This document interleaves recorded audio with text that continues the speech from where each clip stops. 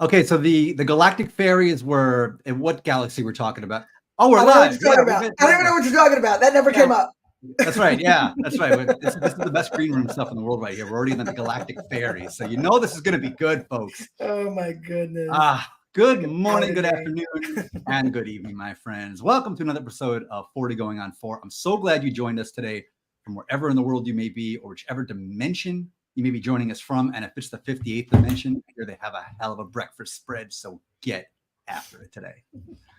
I am so blessed to be joined by this amazing guest today, Dana Sardano, who is a lifelong educator. She's got some amazing stories about that, turned artist, now has a gallery. We're going to put a little plug for the gallery out there too, and is just an overall amazing human, entrepreneur, this, that, and the other. She'll tell you the whole story. Today, we're talking about not taking ourselves too seriously, and I could not imagine a better guest. Dana, welcome, my friend. What's going on, Jeff? I'm like, as you're doing my intro, I'm like, all around good gal. Yeah. Is that true, or am I just BSing the entire crowd over here? I mean, you could break it down. Let's just talk real. Talk real? What do you want me to say, Jeff? What do you want to know? Who I am, what I'm about, my hopes, my dreams, my galactic fairies. Galactic fairies. I think we're gonna. What do you say? Comments. What do you say? No, go right to the no, fairies? I can't go there. I have to at least be an upstanding citizen for 5 minutes, and then we can break into it. I'm counting down right now. I'll give you the 5 minutes though. All right. In the meantime, who do we have in the comments joining us for this hootenanny today? Ooh, I'm so glad I get to use that word. I like that word. By the way, so James Patrick, for those of you who don't know, are two people. It's not like a schizophrenic situation. There's nothing wrong with that.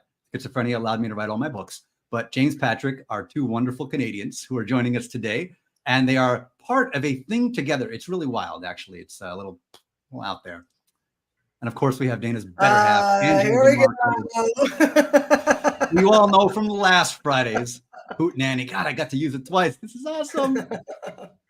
Andrea Horvath. So now, Andrea, oh, nice. What's going on? Speaking of awesome Canadians, what's happening today? Andrea led a fantastic live yesterday. So check out Andrea's profile.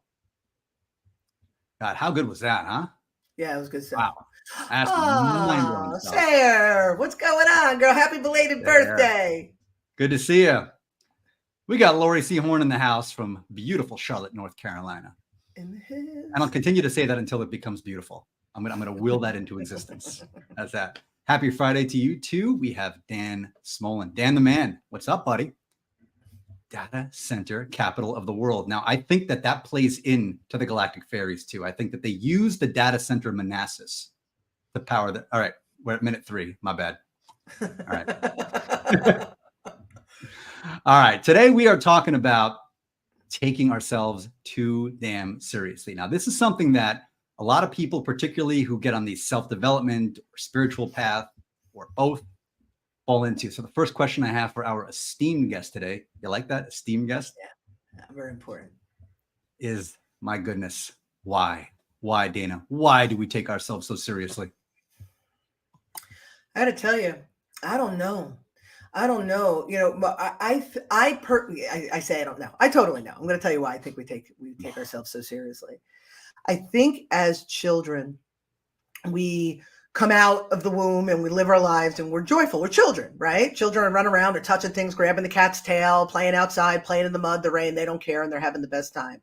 And as life progresses, they continue to get negative reinforcement. You're too loud. It's very personal. You're too loud. You're too much. You're too this. You're too that. Or they get in trouble for something, or they cry. And say, oh, don't cry, your baby, or whatever it is.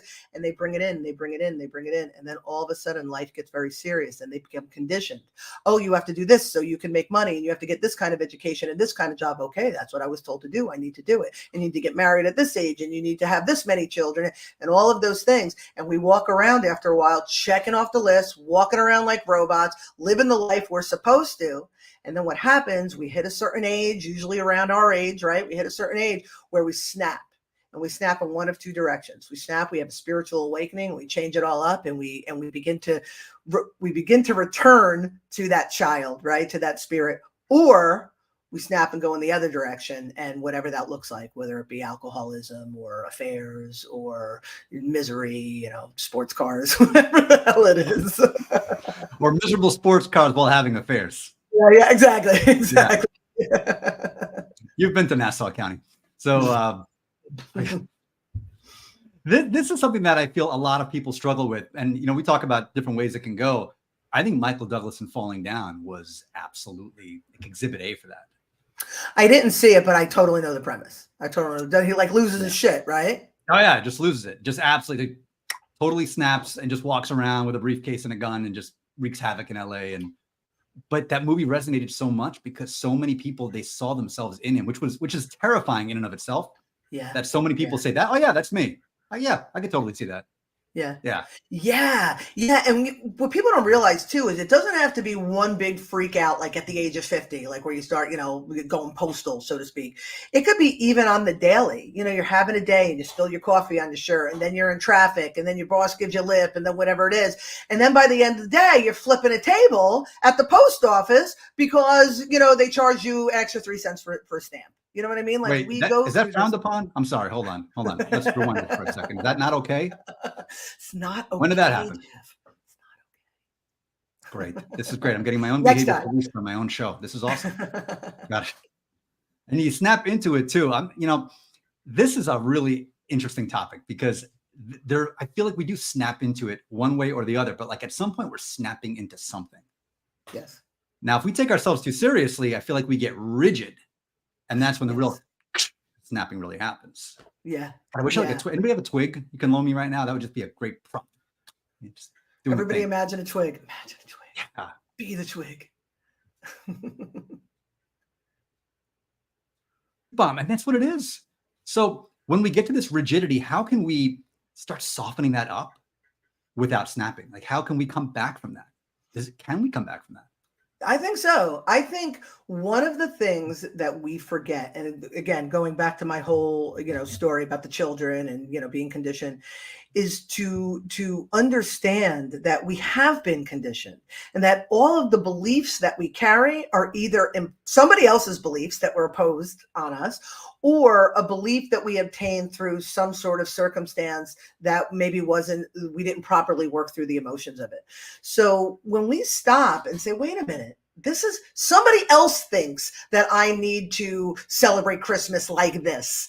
And this was a coping mechanism that I acquired because something happened in the 6th grade. And none of this is relevant in this moment right now. What do I want? Well, I want to be happy. I want to feel good. I want to have joy. I want to feel peace. And then how do I do that? And then do things that elicit those emotions like a freaking child. My 12-year-old, everything is, I got to touch this. I got to feel this. I got to do that. And she's just living life as it is. Why have we forgotten to do that? Why have we? People in the comments, illuminate us. Why have we forgotten? And how did you come back from it? Let's hear you. Because I think we are at a point right now where so many of us have taken ourselves so seriously. Yep. That it's given birth to all these pathologies that we're now dealing with that we take seriously too. And it just kind of feeds on itself. Yes. Yes. I'll tell you something. And I mentioned this to you earlier, but I think it's relevant. So this morning I was actually on a podcast this morning at 9:00, and the guy was very buttoned up and he was very serious. And then I had a meeting later with a finance guy, again, very serious. And then here we are.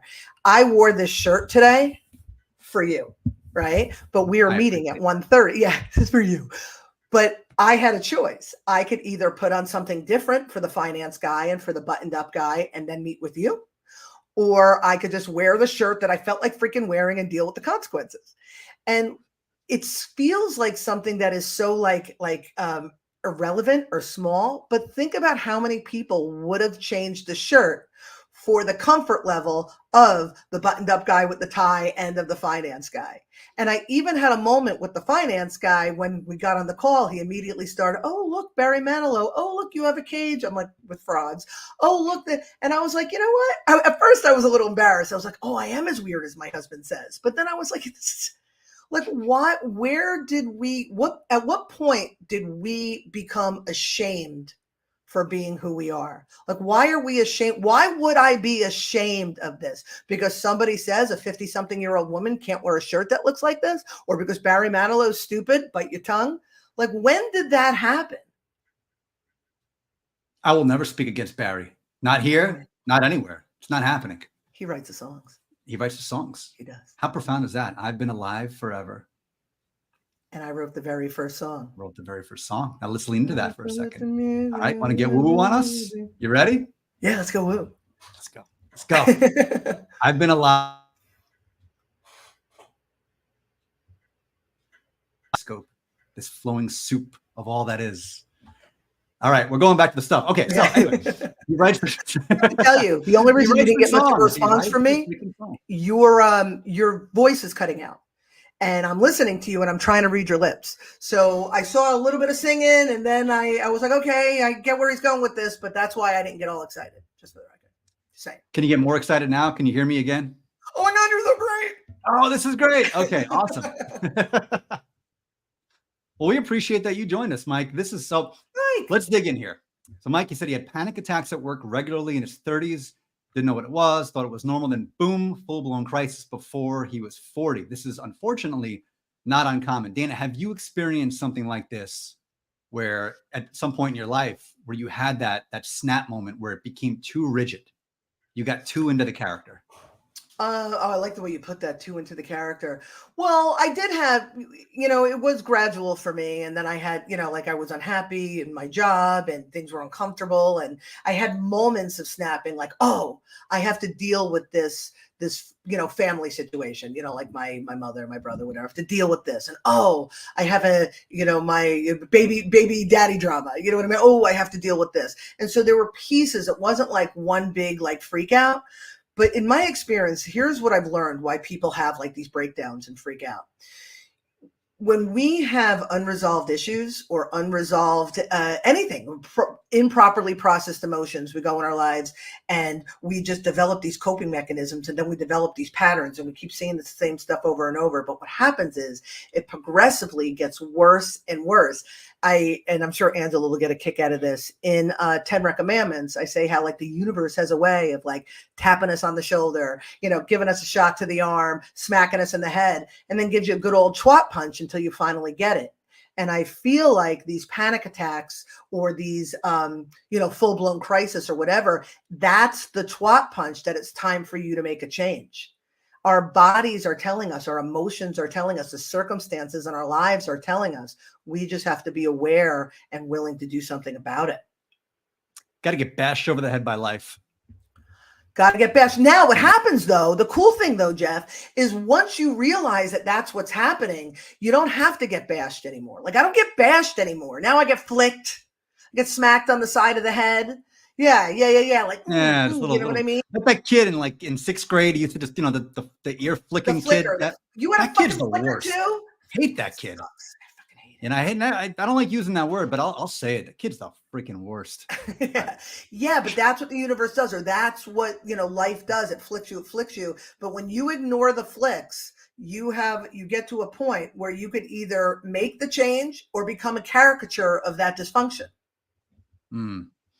That's a caricature of that dysfunction. This is a great comment by Rocky here. So I suffered from postpartum depression and I didn't know what was wrong with me at the time. In Latin culture, we don't believe in many of those mental illnesses. You talk about things that can push you even further into the character. If you don't have that outlet to talk about it, if you don't have that outlet to be open and honest and transparent and just vulnerable, like, yo, I'm going through this. It's happening. Like, no, you're not. Okay. No, you're not. Shove it in. No, you're not. No, you're not. Yeah. Good luck.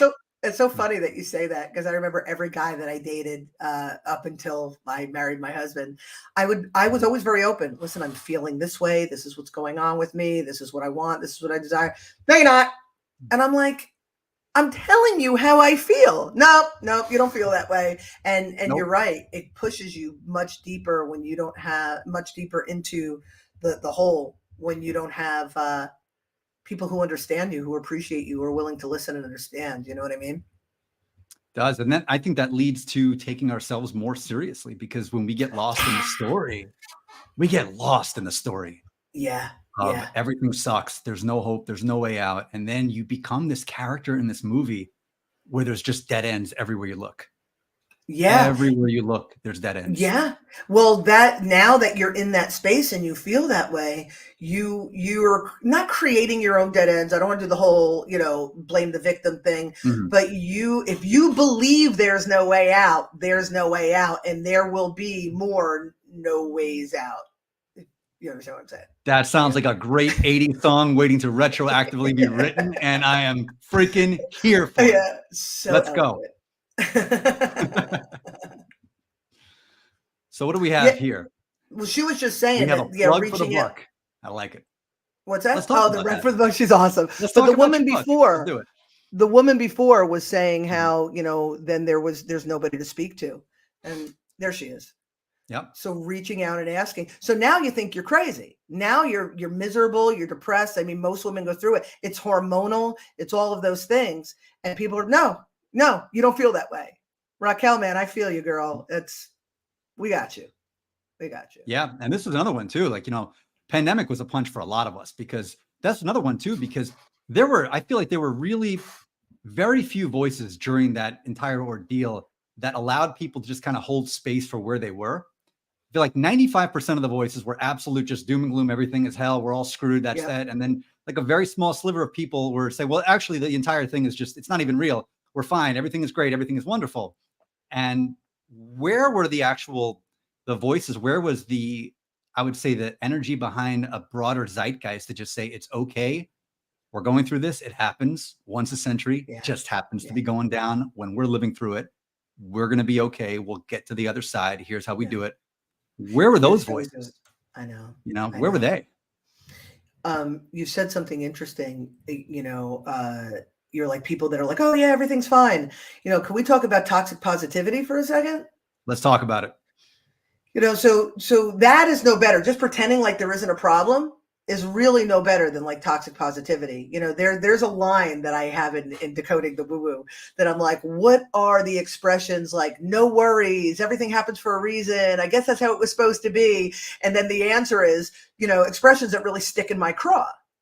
And it's that idea that, when people, because to go back to the original point of the conversation, when people, awaken and become more spiritual, they start to think, once again, based on their conditioning, that they're supposed to act a certain way. They're supposed to think a certain way. They're supposed to do these things. And then all of a sudden, I have to keep my vibration high, and I have to feel good, and I have to joy and love. Fucking love and light. And everything is good with the world. And, and there's Hebrew. You appreciate it because I was telling about the yeshiva before. Everything was like, hey, how you doing? Baruch Hashem. Thank God. Like it's thank always God, thank God. Thank God, Baruch Hashem, Baruch Hashem. So people believe that they should be in the love and the light, but what they're doing is they're sticking their head in the sand. They're ignoring the issue, because when you resolve it, then you're able to actually feel love and actually feel good and light and all those things. But when you're ignoring it, it's just going to show up another day, and you're going to be on Falling Down with Mike Douglas. Preach. Oh my God, I can feel myself. I'm all like, and another thing. Because this doesn't stick in my craw at all. You can tell this isn't something that fucking irks me. Not at all. It has to be transmuted, whatever it is. Whatever the thing is, it has to be transmuted. And you can't transmute it by just saying it doesn't exist. You can't transmute it by saying, well, I'm going to wish it out of existence. You can't do that. And to me, this is where, like anything else, if you take something to the extreme, it destroys the good thing. Like you make the perfect the enemy of the good. And when you positivity place, people who are generally coming with a positive message get washed away in that, and they get accused of being toxically positive. Yeah. And then people tune them out. Yeah. So. Just saying. What do we got here? Bypassing, 100% bypassing. You got to. You got to lean in, man. You got to lean in.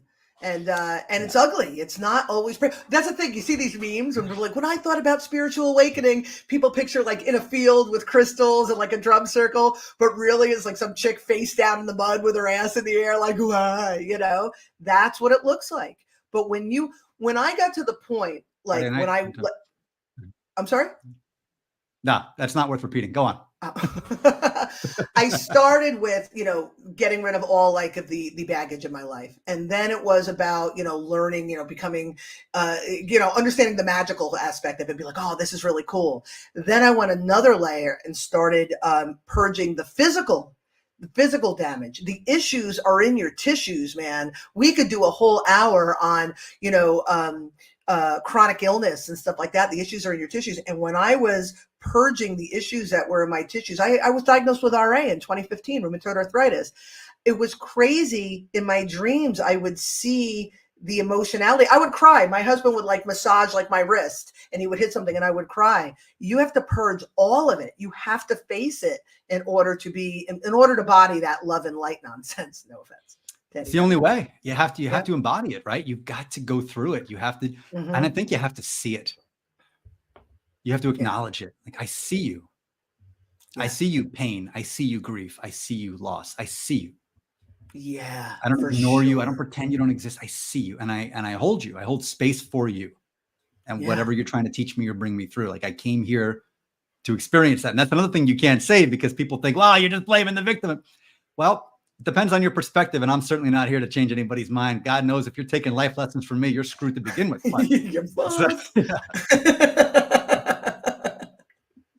Let's get to this comment here from George. This is great. Okay. So, isn't it interesting? All these once-in-a-lifetime events, do you feel like we get this once-in-a-lifetime opportunity to be reborn, or do you die every night and are reborn every day? Dana?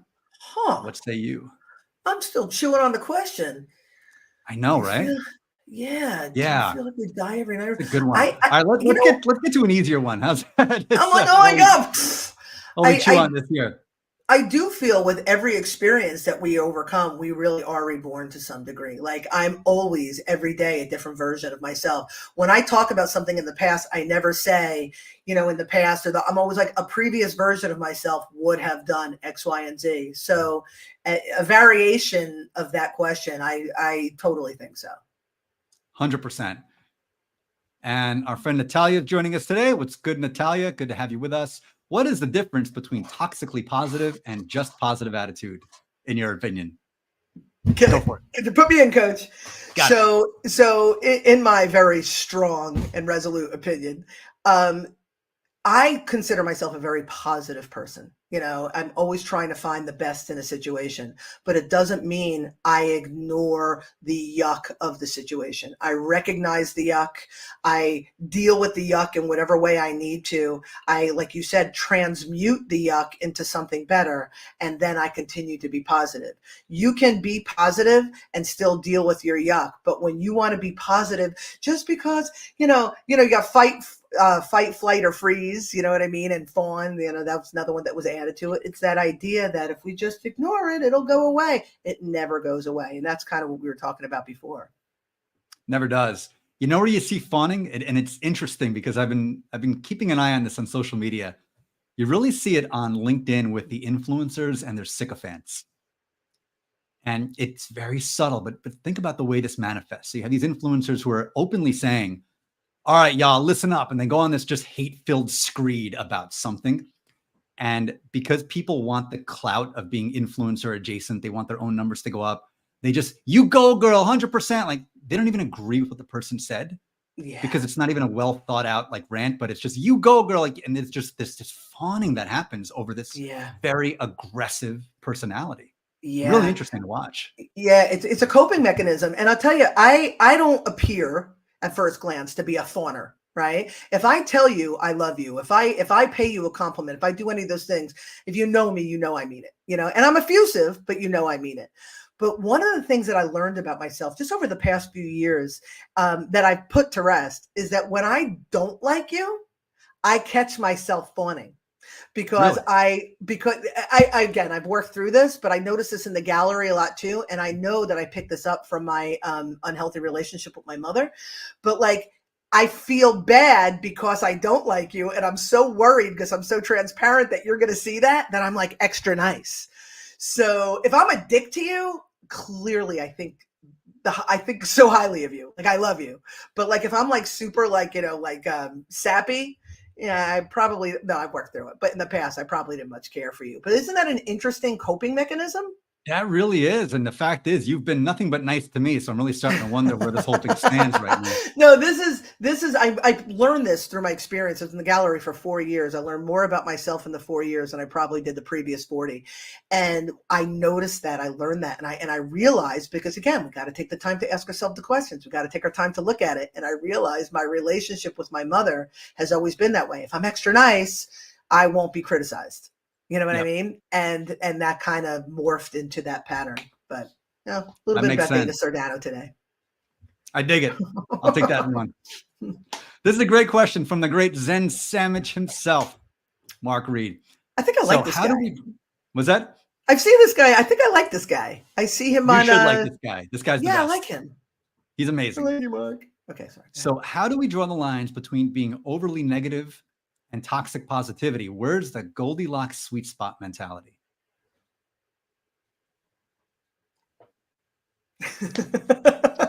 Just being realistic about what the situation is, recognizing what your baggage is and what dysfunction you have and what you're bringing to the table.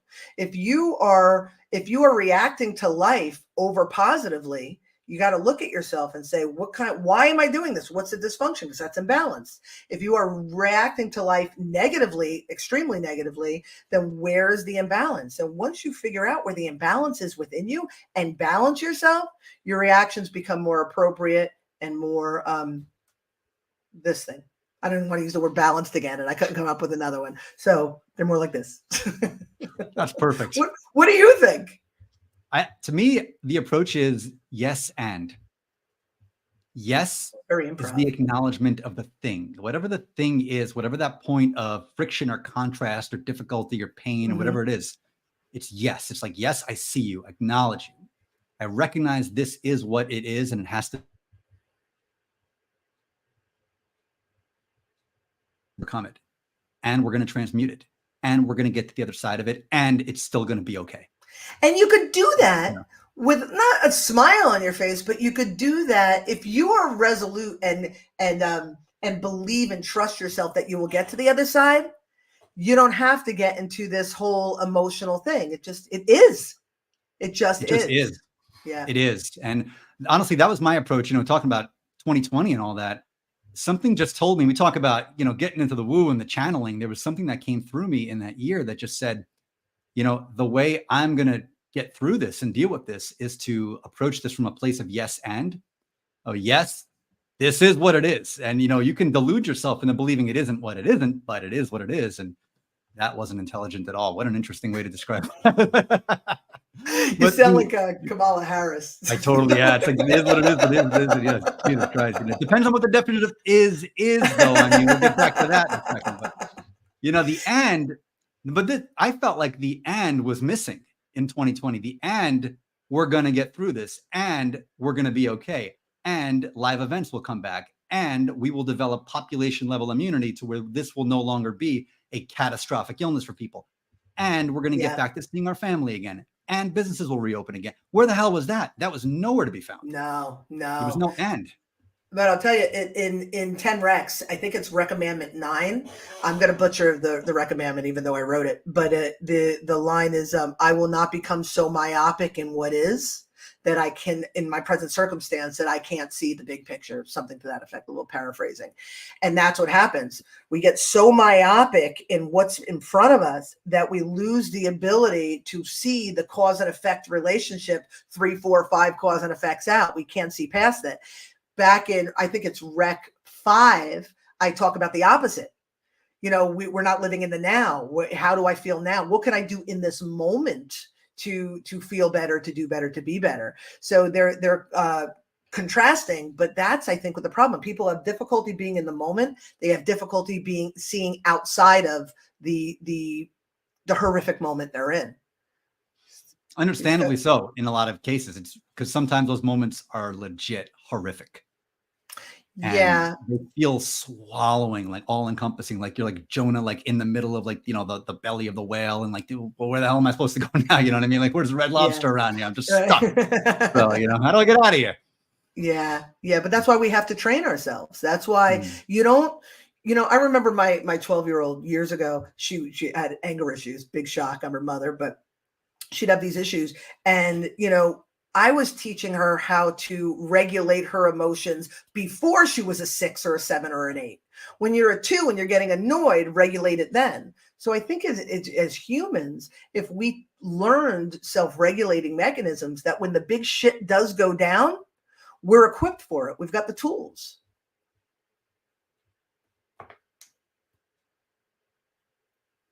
Aisle 11 Home Depot. I hate when you make a joke and I can't hear you. I'm trying to read your lips. I and hate I'm when like, too. I tell you what, these mic people, yeah, we have this situation that's unfolding right now. It's another one's coming in the mail. I was hoping this one could get me through this show, but well, it seems like it's, yeah.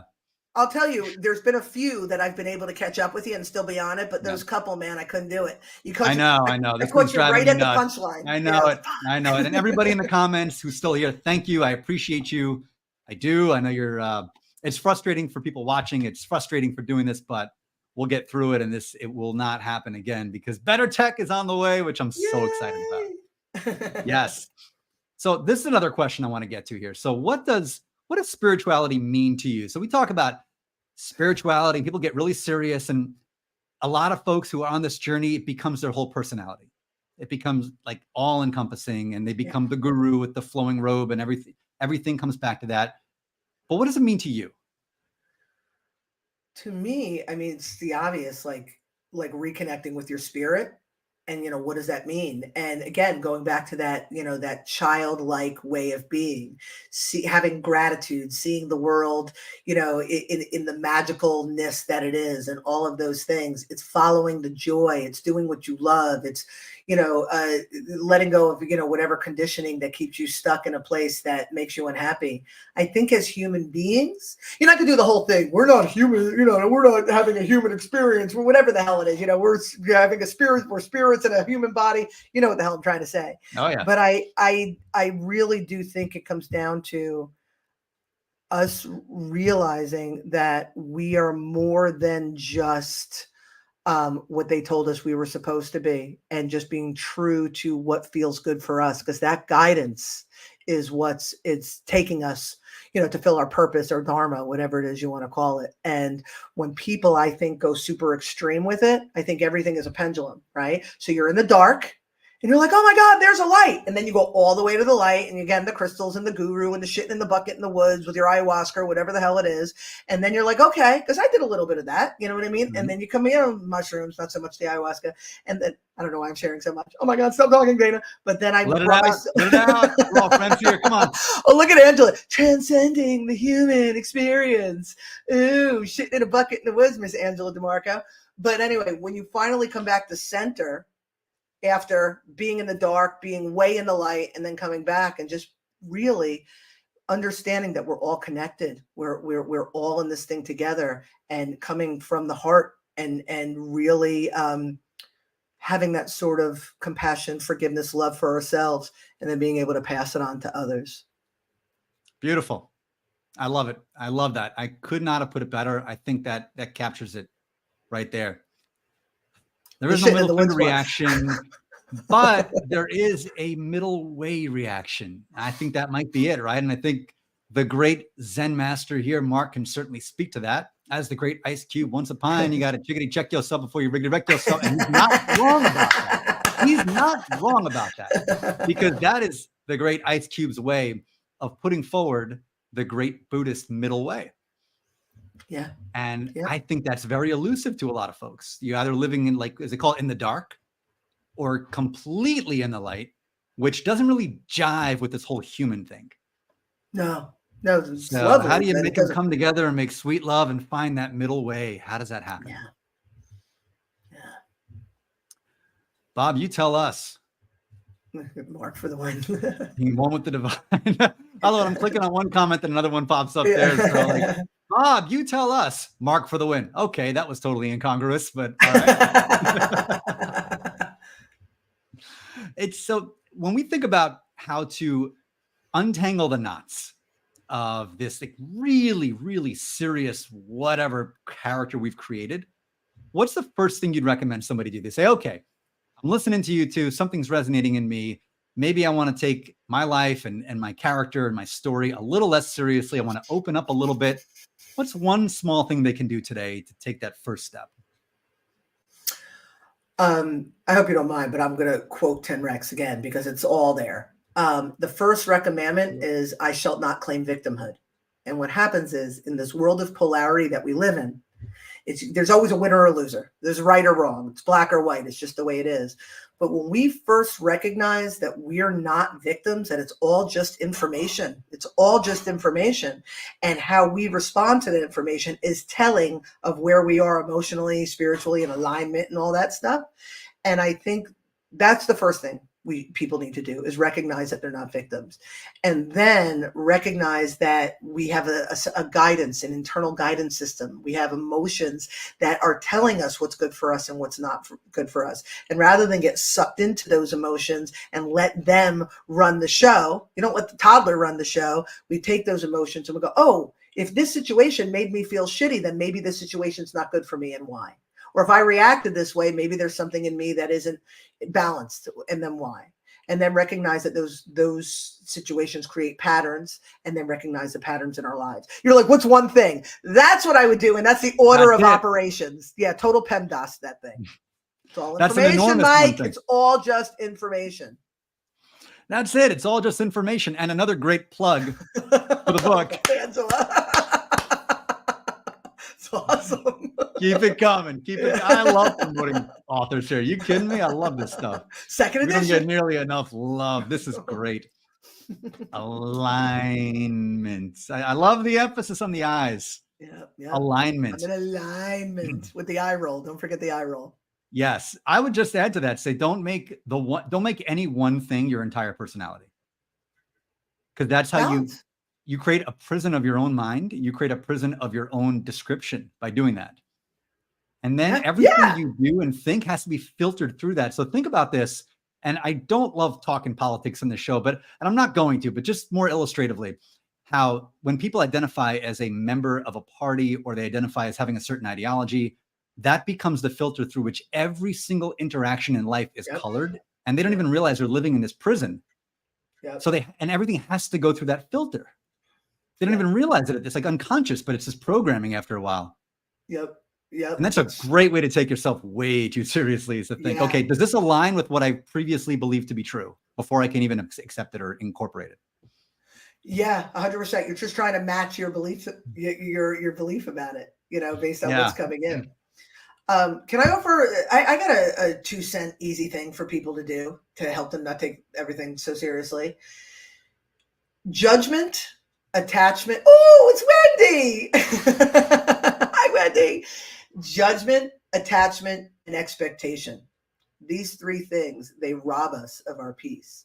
And if people are aware of what they're attached to, what they're judging, what they expect, and they're able to look at that in their lives and transmute that shit, life can get a lot easier. One thing about attachment, we were talking about the spiritualist before, the guru up in the mountain. And I remember being friendly, being in the circles with some real spiritual people, and they want to give away all their stuff because you shouldn't have any attachments. It doesn't mean you can't have stuff. It means your stuff can't define you, or you can't be so attached to it. You get a willingness. If your house burned down, you'd still be okay. You know what I mean? Yep. So I just think those are things that people, if they thought about those things more often, they would have more peace. And if they have more peace, they could have more fun. Oh, 100%. You know what the great paradox of it is? The ones who want to give away all their all their stuff are attached to the idea of being this flowy guru who wants to give away all their stuff. Exactly. And that's what I'm saying. Attachment, I do this whole thing in Rec 6 about attachment. It was probably the longest recommendment because I talk about attachment to identity, attachment to stuff, attachment to relationships. Yeah, just, allow. And that's another eye roll word. So allow. The river of life, let it just flow. Let that, Lao Tzu said it best. Yeah. He said something intelligent. I don't know the exact quote, but I'm sure he said it best. Yeah, Lao Tzu was all about the flow. All about that flow. Yeah. Yep. This is such a good quote. Such a good quote. Alan Watts, you are under no obligation to be the same person you were 5 minutes ago. Beautiful, beautiful, Mark. And that's that idea that how we're born again. We're born again in the after an experience. It's not just about the moment or about the day. Every time you have a new experience that you worked yourself through, you're bigger, better, stronger. You're like all bionic. Absolutely. We think of things in terms of how we perceive them in our current reality. And we think that it's always been that way because this is just the little box that we grew up in. Yeah. You know, we think that the place that I'm in right now was always Virginia. The place you were in was always Florida. Right. You know, and just these identities that we have, this was always like a fixed thing. And it's like, well, my ancestors were this. Well, no, they weren't. Like my ancestors were Italian. Hell no, they weren't. They didn't know what an Italian was 1,000 years ago. They didn't know what it was 200 years ago, much less 1,000 years ago. Yeah, you're right. Hold on to this though. It's like a fixed static thing. Yeah, no, it's always, everything is ephemeral. Everything is always moving and changing. And Angela and I talk about it all the time, you know, in the business, everything is a pivot. And pivot is not a failure. Pivot is necessary because when you attach to how you think things should be, expectation, and then judge yourself, judgment for not being what you think it should be, you're always, it'll ruin you. It'll ruin you. Absolutely. Right there with you. Right there with you. I can hardly recognize who I was last year. I am right there with you. Nice. Absolutely. And I'm happy about that. Yeah. Ecstatically happy about that, actually. Yeah. I had a conversation with my husband in 2018. I really was going through some changes. And I actually wrote about this in Woo Woo. And he said the words to me, he's like, "You're not the same woman I married." And at the time it was contentious. So I just kind of like let it, like I let that sentence drop and we revisited it another time. But no, I'm not. If I was, that would be a problem. Big problem. And this is where I think a lot of these marriages go off the rails.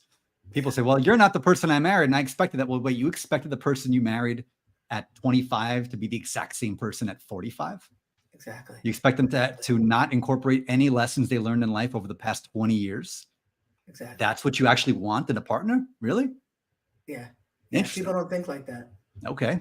That's how you roll. God bless you. But yeah, pivoting creates momentum. I love this, Rocky. It does.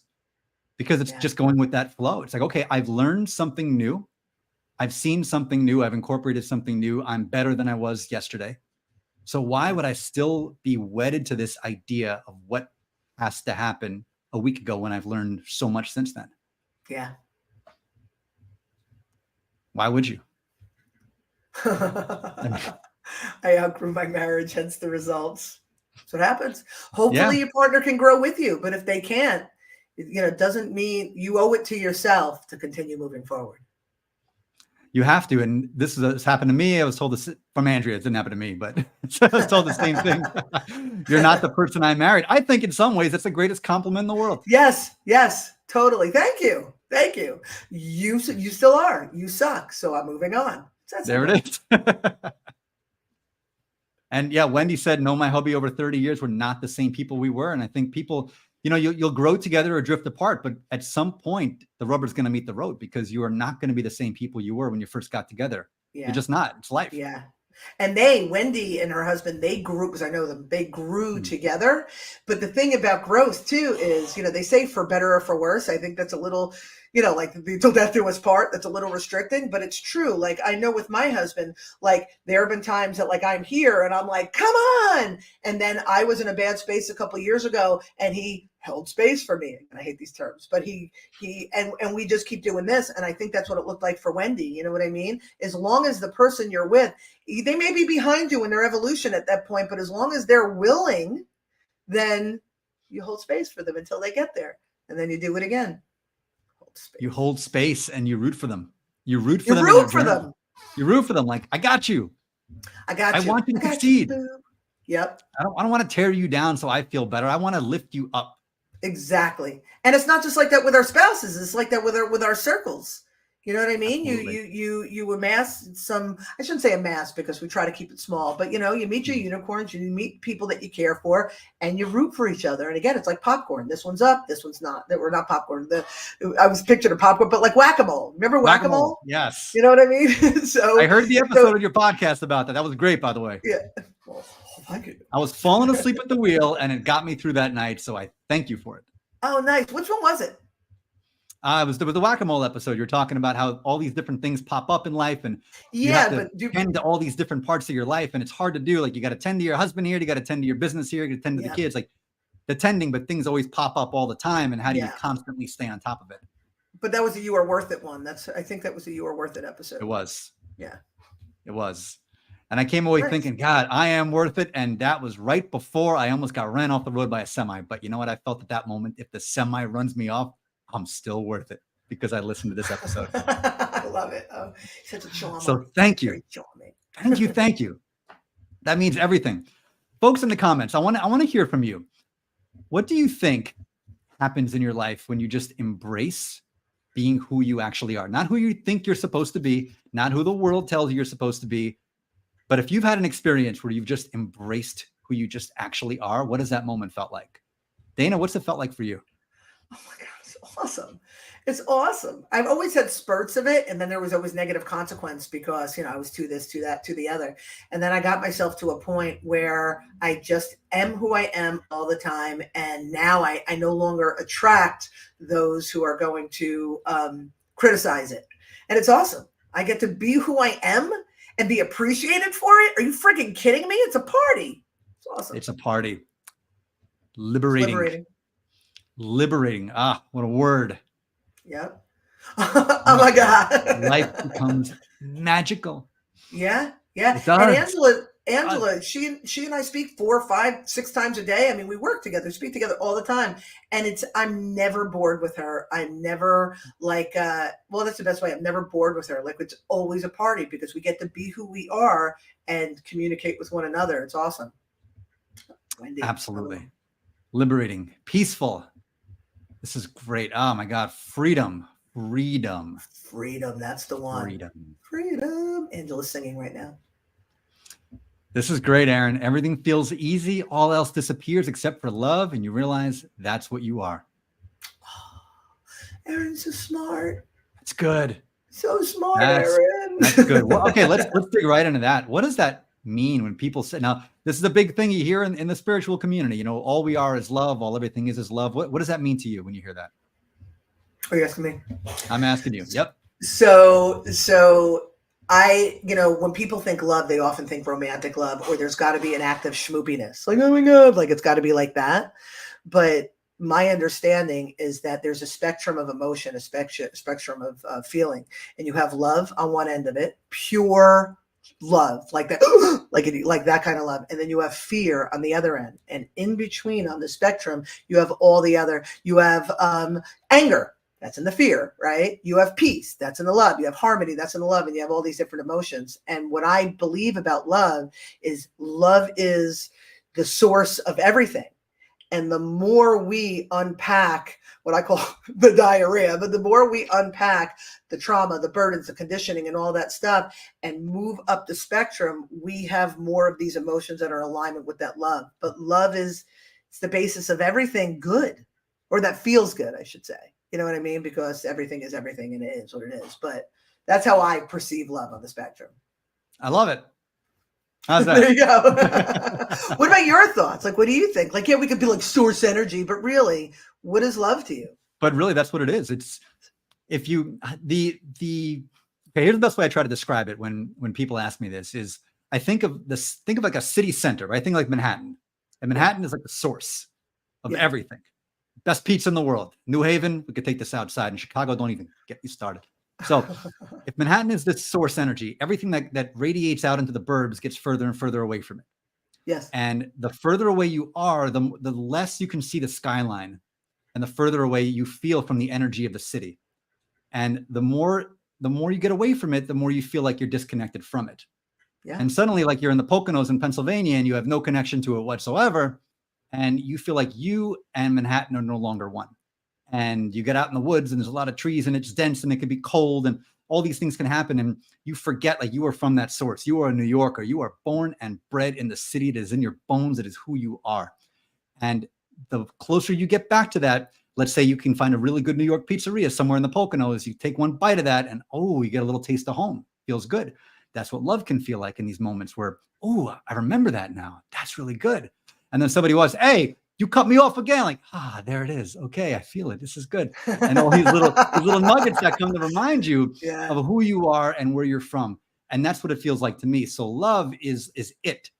And we are pretty much here, at least from my perspective, and I probably am wrong, but who knows? In this earth experience, we're about as perceptually far removed as one could possibly be from it. And it's part of the game. Yeah. But we get little crumbs of it here and there to remind us. Can I add a little piece to that? Another layer? Please. So you talk about Manhattan. So I'm just going to talk about the energy source, right? So let's just say God source, whatever the hell you want to call it. I don't really care. But there's this one creator, right? And that is the love. I think what people often forget is that we are all, our spirit, our soul is all fractals of that, right? So there's people who worship God. They're worshiping outwardly. But the reality, and then what they do is they defile themselves in one way or another, but they revere this God. But if people understood that this God, this source, this love, that we are a fraction of that, we are a shard of that, if you want to call it the light, we're a shard of that, then we should have the same reverence for ourselves as we do for that. And if we have that same reverence for ourselves, how do we show that reverence? Well, we speak kindly to ourselves. We get involved in relationships that are healthy for us. We do things for our body that feel good. We do things for our soul that feel good. And the more we do that, because we have this reverence for that love that's within us, the more we become connected, like that New York style pizza or somebody to tell you to fuck off on the turnpike, right? So Jersey, it's the turnpike. Oh, yeah. But the more we do that, the closer we get and the more connected we become. And then it becomes easier and easier and easier. And we just have to remember that we are part of that love source. Always have been. And it's just hidden from perception. But if you look close enough, it's in everything and it's in everybody. Yeah. Yeah. And it's always there. It's the crazy thing about it. And that's what I think awakening is. It's just realizing it's always been there. It's always been there. And we're quick to judge those who do horrible things, but it's in there as well. It's just well hidden.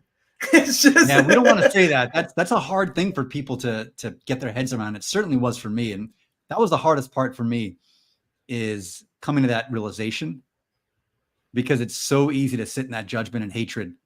It's so easy. We're so conditioned for it. Yeah. That person, that group, it's so easy. So easy. Because that primal fight or flight, like, I'm going to survive by saying they're the bad guy. I'm going to stay away from them. But it's, you start like deconstructing the layers of it. It just all kind of fades away after a while. Yeah.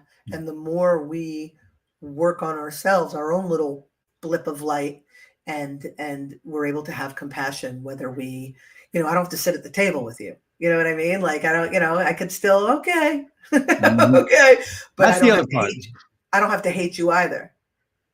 Yes. This is, I think, a line where we get lost in a lot, where it's thinking that if this is where, now, what would you say to somebody who, they say, okay, Dana, here's the deal. I have come to this realization of, everybody's just acting from this place of trauma and maybe they don't have ill intent, but I don't want them in my life. That's the reality. It's toxic to be around. But how do I tell them that I don't want them in my life without judging them? Or like, how do you walk that line? You're talking to somebody who's like cut everybody off. So I was like, you gotta go. I'm asking the perfect person. I don't think it has to be that way. Like, you don't have to blow it up, flip the table. You know what I mean? Like, drop the hammer. You don't have to do all that stuff.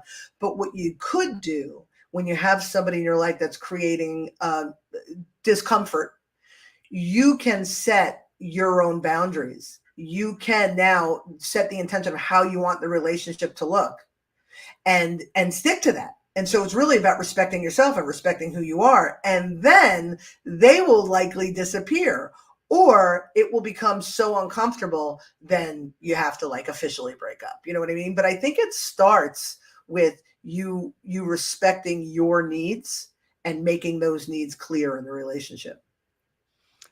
And then if they still don't listen, if they still keep coming, then what? Fuck them.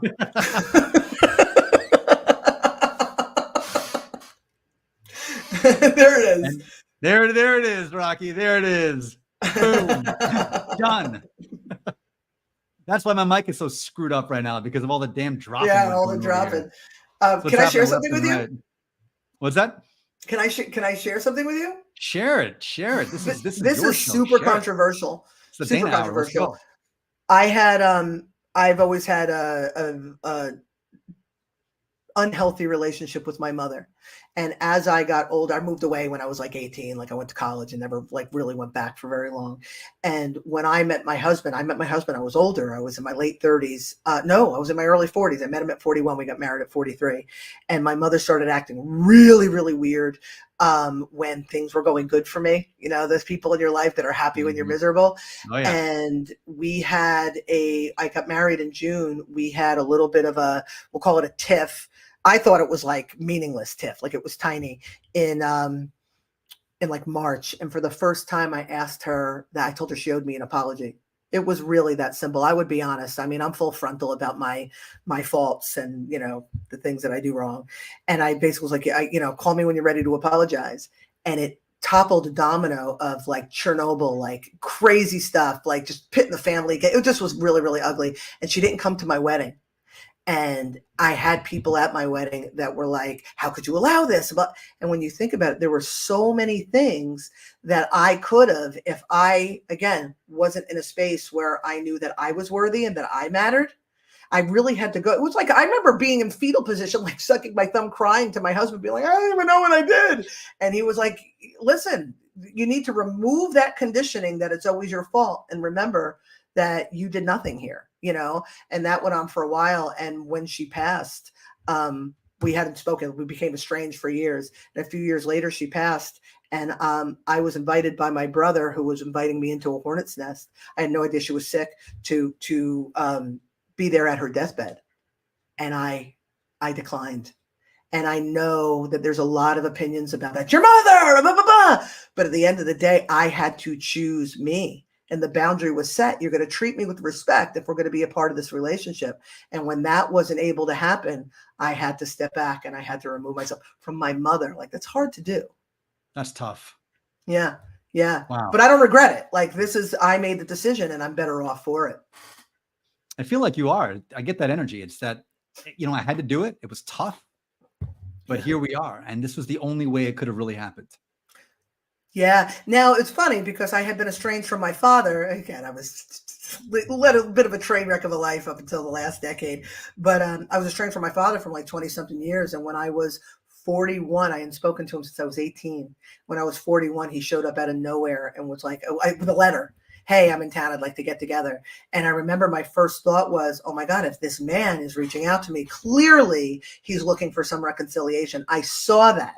And looking for forgiveness and all that. And without question, I picked up the phone immediately. I'm like, let's do this. So this is not about holding grudges. My mother, I knew that she was unable to respect my boundaries. She was unable to do that. And I wasn't going to allow, like I said, what other people think it should have been to dictate what I did. And, to reiterate, I'm better off for it. We got a little serious. Oh, let's not take life so seriously. And I'm all like, and then my mother died. We see it. And exactly. And that's the message of it all. It's yes. And like, yes, I see it, but you're not taking yourself so seriously where, because you had this role with and this is actually the greatest illustrative story we could possibly do on this show. Because a lot of people who've had these difficult family relationships, that becomes their personality. And you've seen this, like, I've had a bad relationship with my mother, therefore I'm going to be an asshole to everybody. And I will hide behind the fact that I had a bad relationship with my mother as an excuse for that kind of behavior. And I'm never going to own it. And I'm never going to work through it. And that'll be my thing. And I'm going to take myself super seriously as a victim of my awful mother. And that's going to be my thing. You were able, and I'll use that word you hate, transmute it into like, okay, I see you. I see the situation. I acknowledge it. I'm not like toxically, positively like, well, no, it happened. Oh, it sucked. Sucked. Not fun, but you moved through it and are now back at this place where, yes, that happened. And I'm still going to have fun. I'm still going to enjoy life. I'm still going to love people I meet because that's how it is. Think about it. I had my wedding. My mother wasn't there. My father was. because I had reconciled with him. My father was, and I walked, there was like a staircase, like walking down the aisle sort of thing. And I walked down and I was like, I felt like I graduated. It was like that moment of, this is all these loved ones. This is what it looks like when you know you're worthy of doing for you. Wow. That's a moment, right? That's a Hallmark movie moment. Oh, right it's there. beautiful. It's beautiful. God, that's good stuff. Yeah. Yeah. That's it. You got to learn the hard way. You just got to learn the hard way sometimes. That's it. Yep. Now, I finish every one of these shows by asking all my guests a couple of questions, a big question and then a really big question. Okay. So we're going to start with the big question first. Okay. According to Dana, what's the meaning of life? The meaning or the purpose? I guess they're kind of the same, right? Either or. I think the meaning of life, I think that we are all here to learn, to grow, to expand our souls in the best way that we can. And that involves getting dirty. That involves, getting, banged up a little bit. Not all the lessons are easy. And if we could do that in a joyful manner, and if we could do that with love in our hearts and kindness to those around us, we're doing all right. I love that. Now the really big question. North Jersey or South Jersey? Central. No, I would be considered South Jersey. I'm Jersey Shore, south of like Long Branch, south of Belmar, Toms River. That's where I was. Toms River, Seaside Heights area, north of Atlantic City, right across from Cherry Hill in Eagles country. Philly. What's that? Eagles country. Yeah, Eagles country. Yeah, but we were Giants for sure, though. My father was from North Jersey, so it was all about the Giants in my house. And there it is. That's so funny. Now, for those of you who don't know Dana, you should remedy that immediately. Connect with her on LinkedIn at Dana Sardano, the one, the only, maybe, I don't know. But definitely check out our website, ubuntufishgallery.com. Dana is an exceptional artist, and her stuff is just mind-blowingly good. Check it out. Yeah, ubuntufishgallery.com. And you must listen to this podcast with Angela DeMarco. The two of them are incredible. Angela was on last week. So if you liked Angela last week and you like Dana this week, how could you not? You get to hear them banter together on this podcast. Going Commando. Check it out on YouTube, Spotify, Apple, where you get all your podcasts. Dana, anything you would like to leave our guests with today? I just want to tell you, Jeff, how much I appreciate you coming into our sphere of influence. I say "our" because Angela found you. She's like, look at her out. You brought me in as a stray. And I'm looking forward. I started this guy. Anybody who hasn't picked this up yet, please do so. And I'm one chapter in, and I'm like, oh, I see what's happening here. So this is exciting. So I appreciate you now being in my world. So thank you to your guests. To our guests, thanks for listening, sticking around. Appreciate it. Yeah, you're all the best. I love this community with all my heart, and I mean that in the sappiest way, but also the most genuine way. You're all the best. Hope you all have an amazing weekend. Love each and every one of you, and we'll see you next week.